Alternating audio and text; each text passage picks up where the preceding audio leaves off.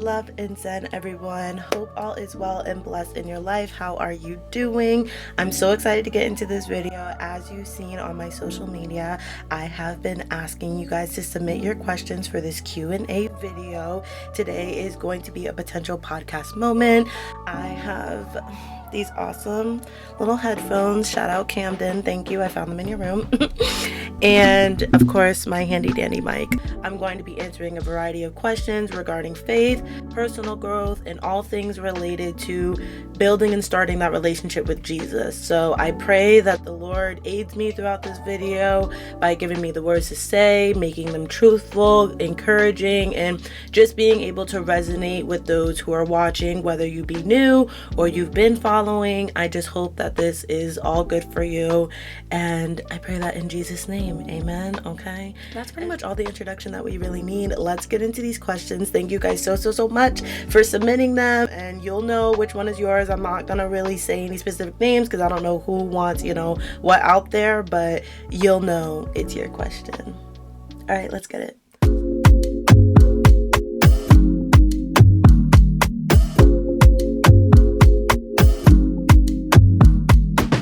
I'm just going to start easy, and I'm not going to answer these in any particular order, but to begin, let's go with this first question. What are you up to? What am I up to? Without saying too much, I'm blessed, okay? I've just been into a lot of different things. I think, like most of us, obviously the new year has started. Happy New Year. Even though I tend to think the new year is more so in spring when everything kind of grows back, but happy calendar new year, okay? Whatever. So I've just been very much more cautious with, my health and trying to just make better choices. I got my juice here that I freshly squeezed myself. Shout out TikTok, y'all know I love it. It's a good TikTok shop item, okay? And yeah, so I've just been being more cautious of what I'm eating and just kind of nourishing my body and just doing things that make me feel good. I've tried this new tactic, like I said in my last video, with the daily journal. I'm trying to make sure that God is my first priority, so when I wake up, I do that journal first, and that kind of gets me into the routine of doing that, then going to my phone or whatever else I may do, and so I can start my day off with God, and then it also has a night section, so then I end my night with God. So that's been another new thing that I've been up to. Like I said, I don't want to say too much, but just know that I am finally stepping day by day into my calling, starting to really have that confidence in myself again, and actually have faith in my ability to continue on this journey and fulfill the purpose that God has given me.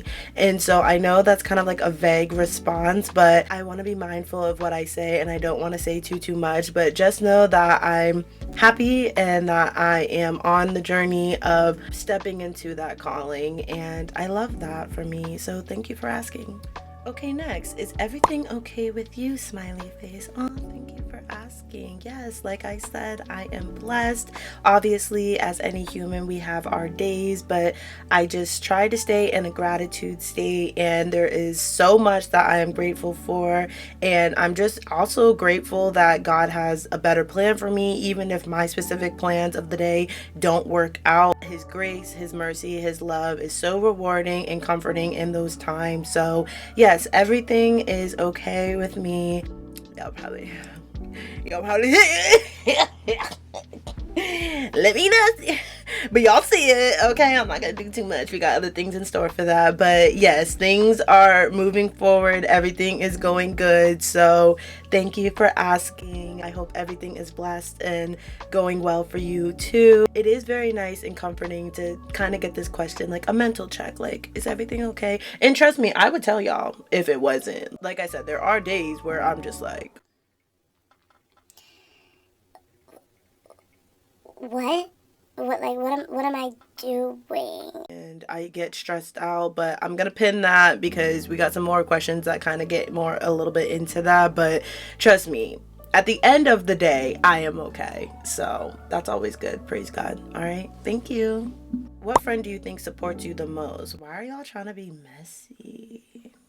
Who asked this? But no, you know me, everyone compares me to a politician with my answers, but this is actually true. Like, if you're my friend, then I would like to say that I've had enough discernment to know that you do support me, even if we don't talk every day, even if we don't hang out every day. Like, I feel that love from you whenever we do reconnect. And so, in a nutshell, all my friends support me. Like my college friends, shout out Synergy, shout out Black Speaks. Like, there's different ways of support, and I feel like all those people that I connect with, I can feel the love from them even if we're not talking every day, hanging out every day. But to answer specifics, because y'all are so messy, no, I'm just kidding, I would say off the top of my head, the people who I am in contact with and I do hang out with, I'm going to shout out my girl Diamond, I'm gonna shout out my girl Peanut Shania, my boy Jermaine, and my girl Zanelle.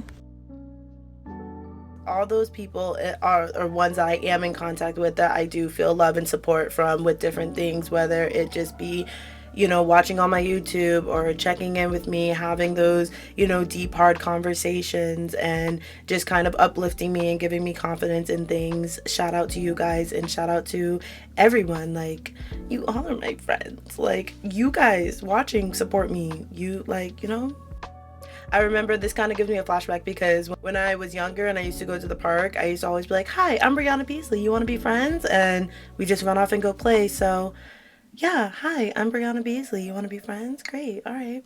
Welcome. Why is faith so easy to question? That's a great question. I would want to start off by saying that questioning God is not a sin.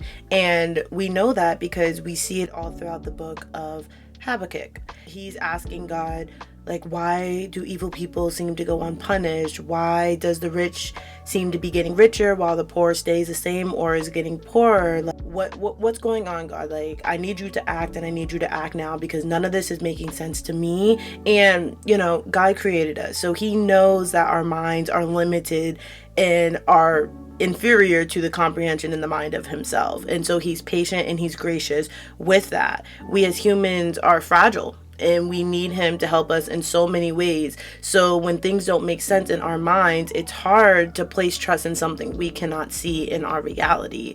But like I said, I'm always going to give y'all some scripture, because this is what God is answering these questions really for y'all. Y'all just see me kind of being the vessel to give it to you. But he says in Romans 8:25 that we must hope and trust and wait for what is still unseen. So when we ask God's questions, we still technically have faith by that simple act, because we are trusting that he will provide an answer. And sorry, I just keep looking down. I'm just referencing, you know, how to answer this. You know, I know that the struggle does come when the answer isn't in our timing, or it isn't, you know, how we planned it. Yet Jeremiah 29:11, you'll see that a lot. Like, he knows the plans that he has for you, and he has the plans to prosper you and not to harm you, and plans to give you hope and comfort for a better future.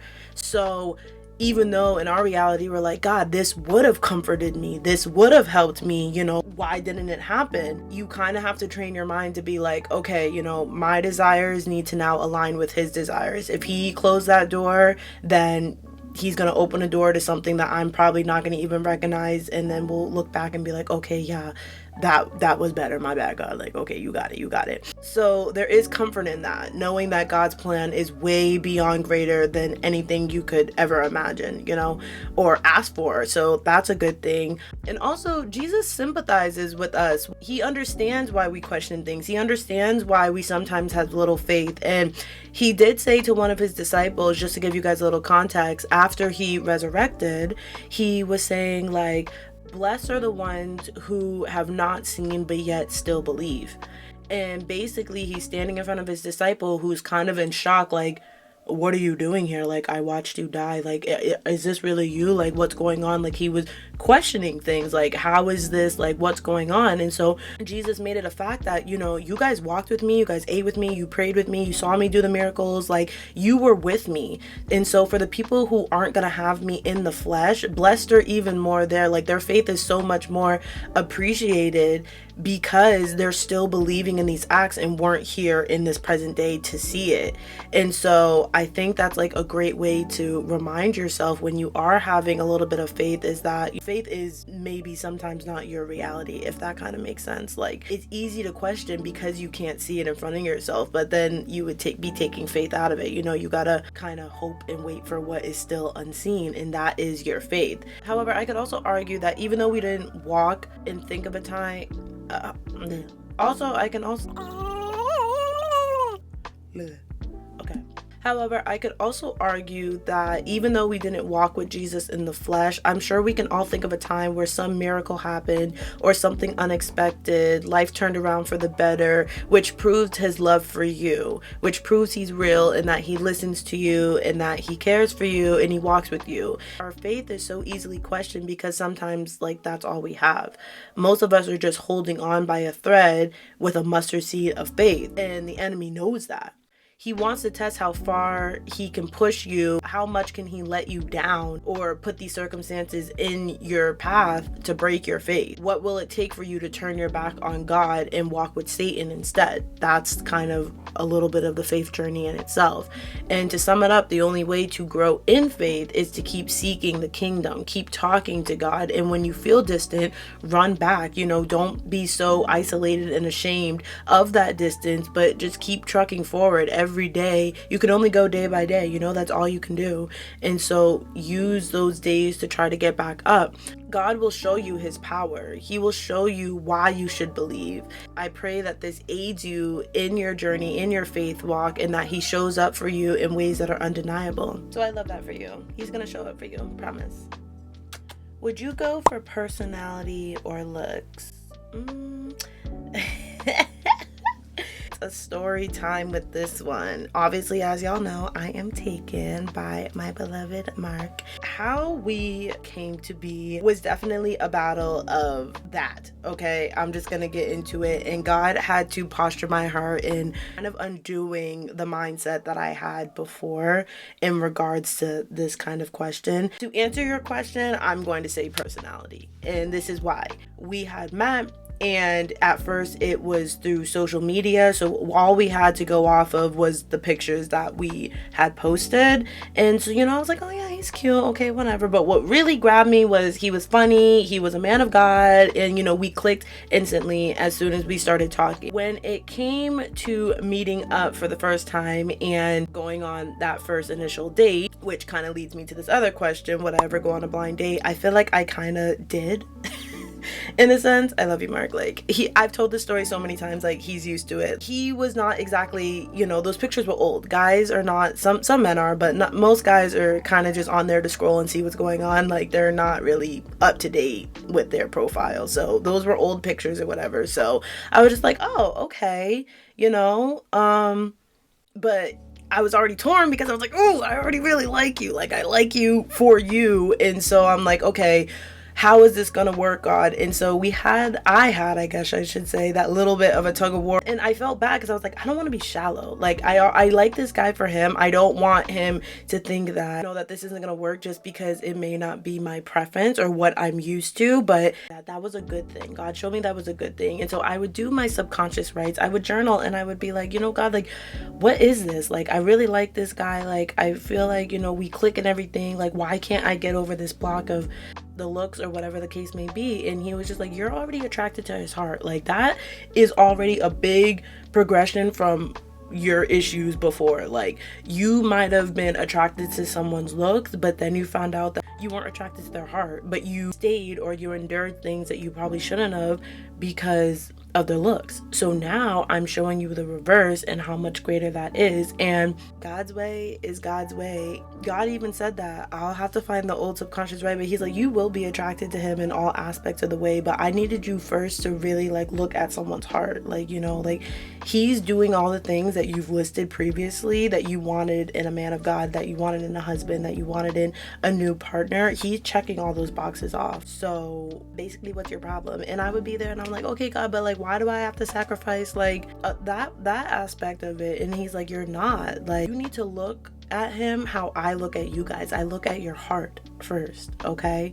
And that's what you have to learn. You have to remove yourself from this worldly view and ideas of what a relationship is supposed to look like and what your dream thing is supposed to look like, and actually focus on what's important. And that's kind of what happened. Like I said, my baby's fine. He was just going through stuff, as we all were.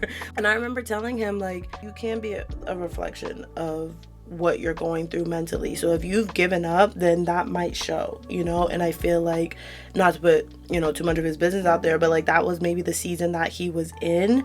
And then once, we connected, we taught each other different things, you could see kind of like the life come back to him. And then I was like, you were hiding all that under that beard, like, why you do that? Like, why you playing with me? So in a nutshell, personality, because looks change. I could be in my prime right now, and then who knows? But if you have that love there, that attraction to the heart, then none of that is gonna matter.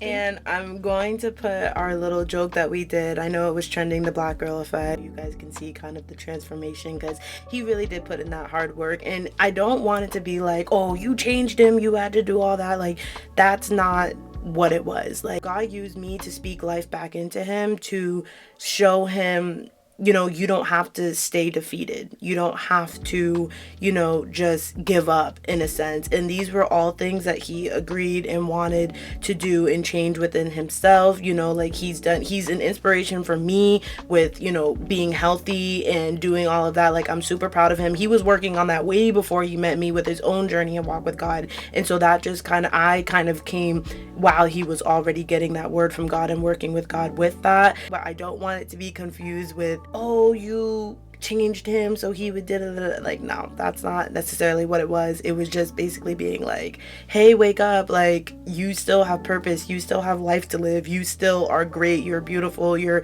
handsome, you're kind. You're like, he just needed to hear those things, so it could someone just needed to tell him. Thank you. So that question was a good segue into our next question. How do you guys keep God at the center of your relationship? And when this question came through, I was so excited. I love this question. It is so good, especially for this day and age and young people. It's just so relevant. So I'm happy to get into it. So basically, when we first met, kind of how I just said in the beginning, God was involved. I told myself that, my next romantic relationship, I wanted it to be a man of God, to stand on those boundaries, to teach me. Like, I didn't want just someone who was just kind of fluffing me. Like, everyone kind of knows how public I am with my faith, and so I didn't want them to just kind of use that to, I was just surrendering it to God, and I was like, okay, you know what? Like, I'm going to trust your timing and your will for this, and I trust that, you'll give me the man of God that you've created for me and are searching for. And like Proverbs 18:21 says, he will find me, okay? And that's exactly what happened. So I was posting BEAZ Bible breakdowns on Instagram, and he had commented on one of those posts, and from there, that's just, it took off, and we grew closer, and we both were clear on our intentions going into it, that we wanted to be married in general, not necessarily like to each other, but we both were like, okay, this is what we're aspiring for. Like, we're not just trying to play around type thing, like, okay. And so we both had to learn our different boundaries and kind of rework maybe what we weren't used to. It's very important when you have a God-ordained relationship that God is that third strand in that relationship. Like, he's the one who's going to aid you in any ups and downs of your relationship. So from the very beginning, we both agreed that we wanted it to be a God-ordained relationship. And as much as we clicked, we also had that hard conversation that if it's not meant to be, like, we're not gonna force it. Like, if we're both willing to surrender this to God, and trust me, it's a journey. Things that are good are not always easy. So, there are times where we both wanted to throw in the towel. As much as we tried to separate, like, God always brought us together. Like, I questioned things, he questioned things, but we always used God as the source to our troubles, together and as individuals. And so as we were both learning our roles in this relationship, use God to aid us every step of the way. We always say to each other how grateful we are that God has put us in each other's lives and, brought us together. And so we want to surrender and give back this relationship to him. Like, we feel like we owe it to him to cherish it, to work at it, to actually put in the work to make it a God ordained relationship as much as we can according to God's word. I know a lot of people see the Proverbs 31 trending woman, and that's of course a great thing to aspire to, but it also requires a Proverbs, Colossians, Ephesians, Ecclesiastes, First Thessalonians, type of man. And all throughout the Bible there's different ways of how to be as a human, and so it applies to women too. But my point in saying that is that there has to be something to submit to. There has to be something to lead the relationship. So if my role is to be the neck of this relationship and you are to be the head, and I'm supposed to help you from just rolling around, give me a purpose or a foundation, something sturdy, I need you to be able to see and hear clearly from God in aiding us into where we're going, and so we work as a team. No one's inadequate in that way, because we depend on each other's roles in this. And like God says, like, as a whole body of Christ, like every part of the body is important. So when it comes to those tough times and those arguments or those disagreements, like just like any couple, those heated moments, whatever, like I know one thing that has changed and progressed within our relationship is we don't fight like we used to, because we're now incorporating God. Like, he's not obviously encouraging us to fight, but he knows it's going to happen. So he's like, okay, this is how you should be acting and conducting yourself when those issues arise. So we try to practice not raising our voice at each other. We implement a 5-minute rule where both people get to talk and express their feelings, concerns, or points, whatever it may be, uninterrupted. You can actually hear and focus on what that person's saying. We realize that at times we do handle things differently. We're different people and we come from different backgrounds. And so it can be hard to communicate. So when we do need the space, we express it and we try to respect that. And we know that God is love. So we try to check in with him with everything, big or small.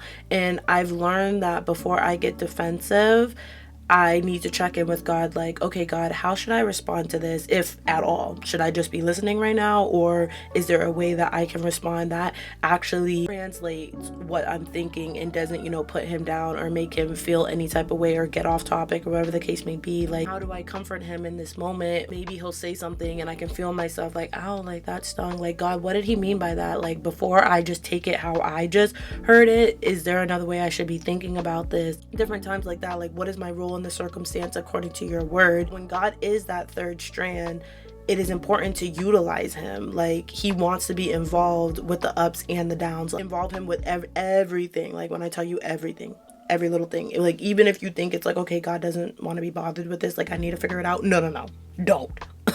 Like, don't do that. Another important thing that's really huge is forgiveness is a huge part of it. Like, and Mark has taught me a lot about forgiveness, where I might have been a little bit more graceful at times. He is able to forgive quicker and has taught me, the importance of that and how to actually do that. Because for me, I'm like, okay, I won't say I forgive you until I know I actually have, because I know myself. Where Mark, like, he's able to say it very quickly and actually have the actions to show that. So I'm like, I remember asking him, like, how do you do that? How can you, like, forgive and, do that? We teach each other and we balance each other out. So when it is time to come back together, we practice patience and the fruits of the spirit, and we aren't too prideful to say we're sorry and discuss ways to move forward. We embrace the awkward moments after, disagreements and stuff like that. We talk through them to make sure that nothing gets swept under the rug, but to address it thoroughly, no matter how long it takes, hours, days, so that we both feel secure and healthy and moving forward. Another thing that we also try to implement is Bible plans. Like, along with our own personal time with God, we do Bible studies together to give us more tools and insights on how to strengthen our relationship together with God. And so one of the things that I found was it mentioned that the challenge to go on learning what it means to love another person, to look beyond our own needs and to go finding out what is important to the partner, and then to make adjustments in our own behavior. Like, that is a struggle because you are two different people with different backgrounds and you're coming together to try to build this union. So a lot of times it is going to take trial and error in adjusting your behaviors of what you were once used to that might have not affected anyone before. Like now you're in a partnership, and so someone's going to call you out on that, or someone, why you do that, why you think, like someone's going to like question you, and you're like, I never had to, think about it before. Like, but if you love that person, like that's what you're dedicating yourself to in that sense. And so it is going to be brought to the surface. And like I said, with the different personalities, like as long as you have those similar core values and you agree on the priorities of it being a God-ordained relationship, it will help you to enable a strong foundation for marriage or for whatever your aspirations are. But it has to start with God being the source, and he'll work out all the challenges and the crinkles. And as long as you involve him in his teachings and his values above your own, you will be able to overcome those things. As we look to God to receive and experience his love, forgiveness, and a sense of his purpose for our lives, we are better able to love each other. And that's so true. Like when we're following how God has taught us to love, it then translates and is shown and is reflected within the relationship. So we try to end the night with a prayer, and we practice gratitude in the morning, and it is a process. So if you're planning to marry, you have to know that the work never stops. Don't forget to take care of yourself too. It's easy for us to just pour into that other person, especially if we care for them, we love them. But if they're not reciprocating that, or you're not going to the source itself to be replenished, then things are going to crumble, okay? And they're gonna want to check in with you. They're gonna notice some differences on you, but you also have to have the responsibility to make or express and communicate some of the things that you're going through as well. Like if you just feel like you're overwhelmed, or you're feeling defeated, or you're feeling distant from God, like you want to make sure that you catch yourself too. Like you don't want to put too much on the other person to catch it and to fix it for you. Like I always would tell people, like when you come to a relationship, yes, you may have baggage, but that doesn't mean that you guys just swap baggage and then you guys are tackling all that. Like no, the baggage that you come from is still your responsibility to handle and sort out and heal from. It's just now you have someone else to add to that encouraging fact. It's not, you don't want to just give that baggage over to them, and you don't want to ignore your own. So it is really important to have God at the center of everything and be very much just as involved in your own individual walk as you are involved in the couple's relationship, because with God out of it, even as individuals, it gets messy very quickly. Like I know if I'm not feeling as close to God, or I'm not journaling as much, or we're not putting things that we used to as a priority involving God, more arguments, more irritations, just more things that are not of the fruit of the Spirit start to come in and try to meddle in that. And so as quickly as we recognize that and start to get back on track, things can start flowing. But it's just important to at least know that, like, take care of yourself too. It's not selfish, it's not any of that. Like, it's necessary. It really is necessary. And so I pray that this aids you in your journey and it answers the questions on how to go about that. Of course, your relationship is your relationship. You make it your own. But if there's one thing you took from this long answer, involve God and figure out how that works for you guys. And so you want to be equally yoked on this way. It's not going to work if one's like pish posh, and the other one's like, okay, you got to kind of have that first agreement that, okay, we want to do this with God. These are our values. These are our beliefs, and go from there. But you got it.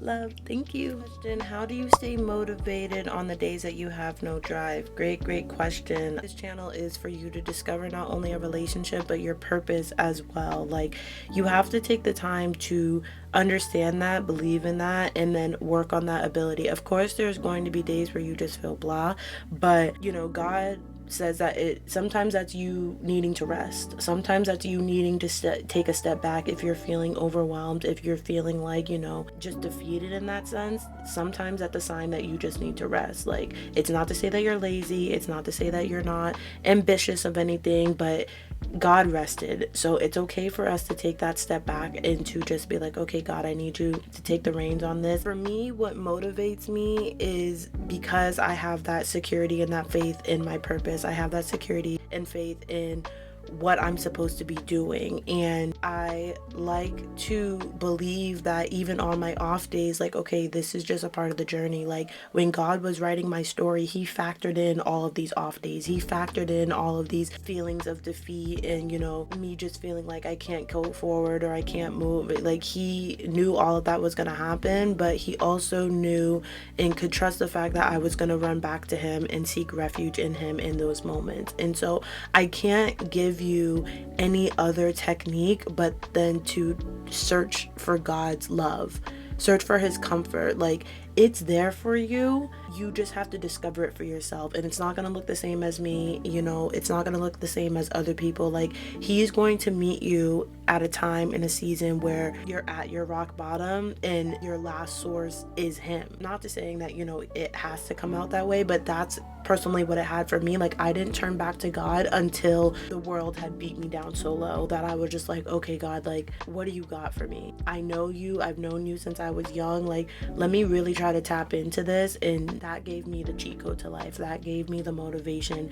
to get back up because his word is so true and it's so full of love. And it's like, my pillows are wet of tears and, I just feel like I don't understand. He's like, just trust me. There's plenty of times I ask him a question and he's like, wait, trust me. And I'm like, I just want a direct response. But in that response, that it's like, it's still comforting because it's like, okay, you're telling me to wait, you're telling me to trust you, so that means you got it. That gave me the cheat code to life. That gave me the motivation to get back up because his word is so true. My hand probably doesn't need to be in it right now because it's messing it up or it's giving me more anxiety and I'm overthinking and doing too much. So I think that a lot of my motivation does come from my purpose. I love teaching people. I love learning new things, and he's given me so many gifts that I want to utilize to build up and aid his kingdom here on earth and to give people that cheat code to life and to tell them how real it is, how important it is, how useful it actually is. And so I also want to encourage that when you do have those days, don't ignore them. Don't feel like you have to quickly get yourself out of it. Like take that time to kind of sit in that, talk with him, talk through it with him. God, I'm feeling this. Be super candid with him because he already knows your heart. Whatever you're harboring inside, whatever you're not being able to tell anyone, he already knows that. So that's the most perfect person to be transparent with no judgment, with no crazy questions. Go to him. That's how I try to live my life in those days. After I'm done kicking and screaming, it's like, okay, back to gratitude. Thank you for just aiding me. I hope that helps and that aids you in your journey. I'm trying to think, Holy Spirit, is there something I left out? Read your word. Read the Bible. If you haven't learned how to really decipher his voice in your head, read his word. It's there for you. Okay. Is that it, God? Okay. How can I rely on his grace and not worry so much about the future, my future? Wow, these are really, really good questions. Like, thank you guys so much for taking the time to submit this and trusting me to give you advice through the words of the Holy Spirit. Like, thank you so much. I would say I too am working on surrendering my burdens, concerns, and worries to God. Like, it is really tough to get yourself out of that spiral once you're in that anxiety state or you're just overthinking about all this other stuff in your future. But he does give us instructions to practice with these things. He tells us not to worry about tomorrow because tomorrow has enough worries of its own. So you have to take it day by day. You have no other choice to take it day by day. So you want to try to focus on those things, and his grace will come in because he knows we aren't going to get it right on the first try. And his love and his mercy that he gives to us is what makes it possible to keep trying. Building a relationship with God is a process in itself. It requires conscious, intentional, and day-by-day practices. Like every day you got to pick up your cross. Like there's no off days in that sense. Like stumble after stumble, attack after attack, victory after victory. The ultimate battle is won through the bloodshed and resurrection of Jesus, and he tells us that we are going to suffer. We're following him. So if he had to go through it, why would we be immune to that? And hard as it may be to rejoice in suffering, like the Bible instructs us to, like that doesn't have to necessarily look like, yay, I'm going through a mental breakdown. Like, oh my God, I love that for me. It's not necessarily that, but it's to almost be like, okay, Christ went through this suffering, I'm going through this suffering, and look where he turned out. Okay, all right. There's some promise in this. And on the flip side of that, there's people who are suffering mentally and are suffering, just in their day-to-day lives that don't know Jesus or refuse to turn and learn to Jesus or believe in Jesus and God. And so their suffering may be extended. Hey, I don't know how it's going to work. The last will be first and the first will be last. Like, you can turn around and you can make this decision at any point in your life. And that's, the beauty of it. Like, you can have done the most foulest thing. It don't matter. God, Jesus already took care of it. That don't matter. That part is not important. It's opening your heart and surrendering to God and being open to his instruction. Putting your pride aside. Stop fighting this battle by yourself. Allow the victorious winner, Jesus, to help you and fight this battle with you, so that the suffering, although it may endure, there's still joy. There's still some type of peace that you may not get when you're trying to just do it all by yourself without him. Like, he is the Prince of Peace. Okay? Just to let y'all know, like, he's the source. He's the only answer. Like, I don't know. He's the Q&A done. He's the answer. Bye. In that suffering is where God is developing your character and he's testing your faith. Like in the book of Job, God agreed to be like, okay, see how far, you can take it, but I know he's not going to turn against me, but do what you got to do, Satan, like whatever. He's still protecting you in that sense. Okay. And he's never going to give you too much that you can't handle. So when you think about that, you're like, okay, but this is a lot. Like, I don't feel like I can handle this. So like, what does that even mean? Like, there's almost comfort in that, because it's like, if you're going through it, then that means that God believes that you can handle it.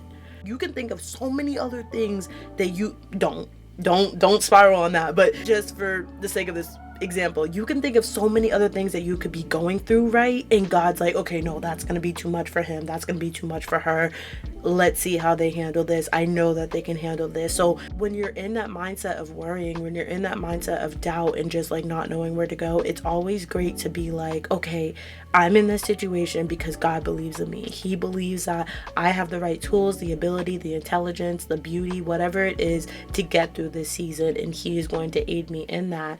In Matthew, we see he tells us not to worry about what we're going to eat and what we're going to drink and what our life is going to be like and this, that, and the third, because God has already have that mapped out. Like, he feeds the birds and the worms. Like, how more valuable are you? Like, he's got your back. Like, don't even worry about that. But instead, just seek him first. Like, seek what he's about. Seek a relationship.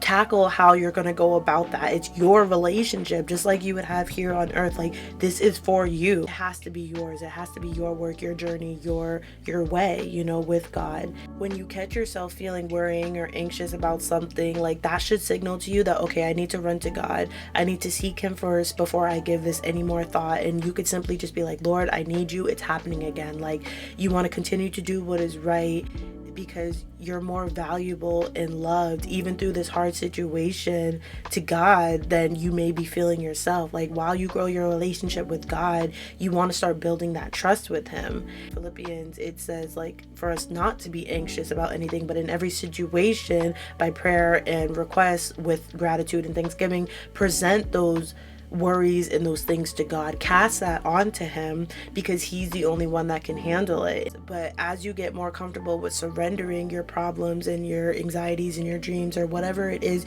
to God, you start to realize, okay, what better hands to give this to? God doesn't get tired. He doesn't get stressed. He doesn't get worried or overworked. So what perfect person to give it to? Someone who loves me more than I can love myself at times, and wants even more for me than I even want for myself. Like, I don't have to worry. Obviously, it's a natural thing. He's factored all of that in, but he doesn't want you to stay stuck in that spiral. Like, don't stay stuck in that spiral. Like, that's where the devil wants you to delay your purpose, to delay your relationship and your growing with God. Even you being able to turn to him and be like, okay, God, like, I'm trying to seek you. I just don't know how. Like, help me in that. That's something that you probably didn't do 2 or 3 years ago. So that's process. Everything doesn't have to be this triumphant victory. Like, you have to kind of pat yourself on the back and give yourself grace with the little things as he molds and turns you with the Holy Spirit. Like, I hope that this aids you a little bit in your journey, and thank you for being vulnerable enough to ask. Much love. Our final question of this segment, and trust me, if I didn't get to your question, I will get to it in part 2. So if you send me something after filming today, it will be answered, but I'm gonna end it with this one. When I ask God a question about something, how can I tell if it's his response or my response? And this is perfect because I just done a video on how to actually hear from God.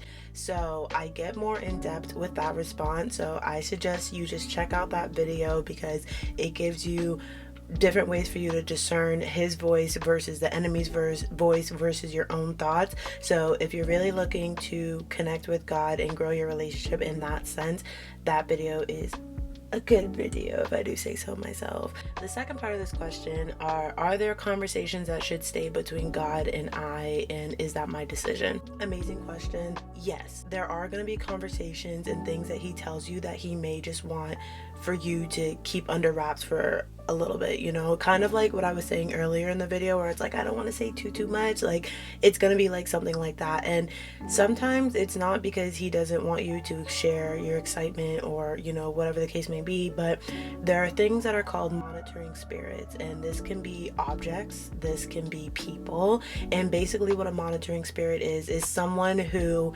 is monitoring you but maybe does not have the best intentions when doing that. So meaning they might smile in your face to get more information out of you, but you never know what they're doing behind closed doors. You never know what they're into or who else they're giving this information to that don't have the best interest for you and don't support you. So you do have to be mindful of the things that you say to certain people, and you can always ask God, like, who should I be telling this to, if anyone? How long should I keep it under wraps? Like every time you're uneasy about it, make sure you go back to him so he can give you that green light on, okay, this person's okay, or you might not want to say too much around these certain people, X, Y, and Z. The enemy is going to try to use whatever vessels that he can, especially if they're people close to you, to try to mask and disguise, you know, their motives, if that makes sense. And as Ephesians 6:12 says, like, we don't wrestle against flesh and blood, we wrestle against like the dark principalities and higher places and the spirits that go around and what's kind of unseen into our day-to-day. So it might not actually be that person. They might not even be willingly or knowingly being a monitoring spirit, and sometimes they know what they're doing, but other times it might just be something that's come over them and that the enemy was just like, oh, okay, you're really close to her, she trusts you, or he trusts you, he trusts that, so let me try to use you to, you know, kind of mix it up and just be messy. So in a nutshell, yeah, there are going to be conversations that you do want to keep just between you and God, just for your safety. And sometimes, you know, you don't know who's just preying on your downfall in that sense, but not to scare you to say that you can't share good news with anybody. Like whatever is for you is going to come to pass. Whatever it's God's will for you, no man can destroy, no witchcraft, no none of that can overpower. But sometimes it can save you some type of issues along the way, if that makes sense. So I just encourage that you definitely do check in with God and see what he's kind of thinking about it, because he can see the things that we can't see. He knows everyone's heart. So if you do that, he will lead you in the right direction. Thank you for asking.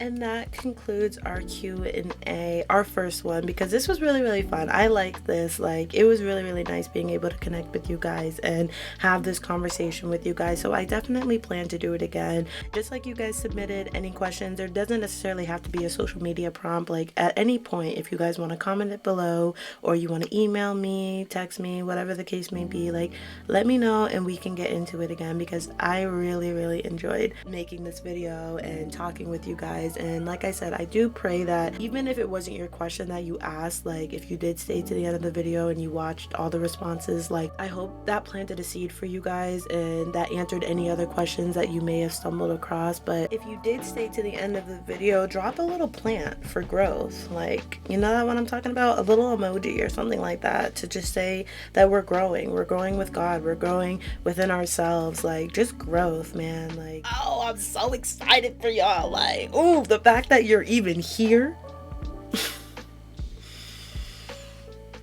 It's about to get real for you, okay? It's about to pew, like, okay? I love you guys. For everyone who submitted a question, thank you for your support, my friends. I really do appreciate it, and much, much love going out to you guys. Peace, love, and zen. I hope you guys are all blessed. Much love to you, and I'm out.